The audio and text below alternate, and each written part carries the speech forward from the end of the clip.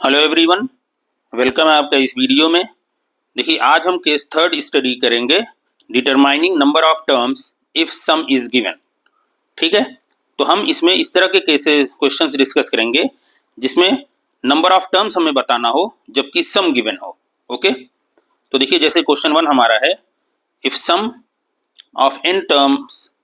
of the GP1248 is 1023 then find the value of n। ठीक है, तो चलिए इसको हम सॉल्व करते हैं।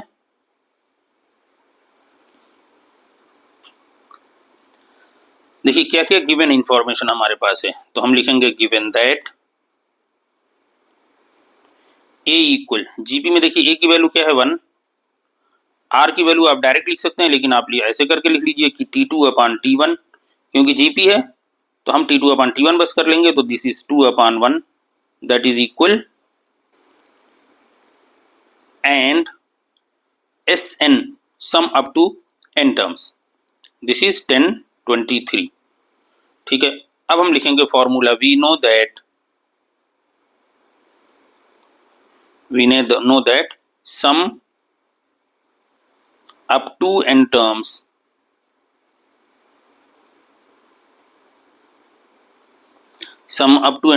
of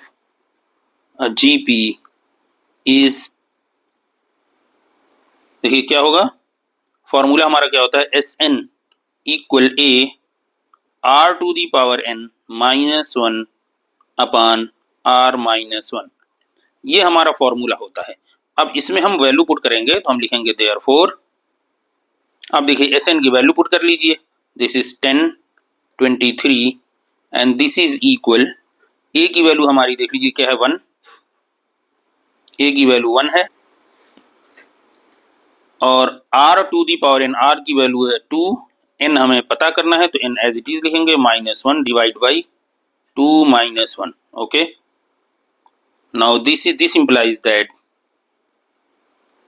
देखिए अब यहीं पे राइट हैंड साइड को लेफ्ट में लिख लीजिए या एक स्टेप और कर लीजिए, तो ये अब आप लिख लीजिए पहले की स्टेप और 1023 दिस इज इक्वल, देखिए 2 माइनस 1 हो गया, डिवाइड के नीचे 1 लिखने का कोई मतलब नहीं, यहाँ 1 मल्टीप्लीकेशन में है तो इस 1 को भी लिखने का कोई मतलब नहीं है, तो ये हमारा हो गया this is 2 to the power n minus 1, this implies that, अब देखिए ये क्या हो जाएगा, हम इसको लेफ्ट हैंड साइड में लिख दे रहे हैं, तो 2 to the power n minus 1 है, जो माइनस को हम इक्वल के इधर लेके चले जा रहे हैं, तो ये हो गया 1023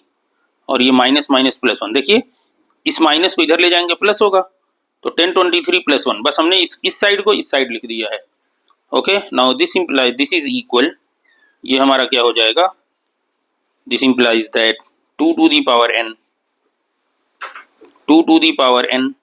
दिस इज इक्वल 1024, एक लाइन और, this implies that 2 to the power n equal, अब ये हो गया 2 टू दी पावर 10 हमारा होगा। ठीक है, तो यहाँ पे हम फाइनल आंसर लिख देंगे, देखिए कैसे लिखेंगे, बेस सेम है तो पावर सेम होनी चाहिए, दैट मीन्स n इक्वल 10, यही हमारा फाइनल आंसर होगा। ओके, तो ये हमारा आंसर हो गया। अब यहाँ पे हमने इसको कैसे लिखा, तो यहाँ पे ये समझ लीजिए, ये जो चीज हमने लिखी है इसके लिए आप समझ लीजिए कि अगर a to the power x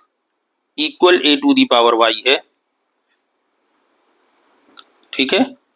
तो देखिए बेस सेम है तो ये जो पावर है this implies that x equal y होगा।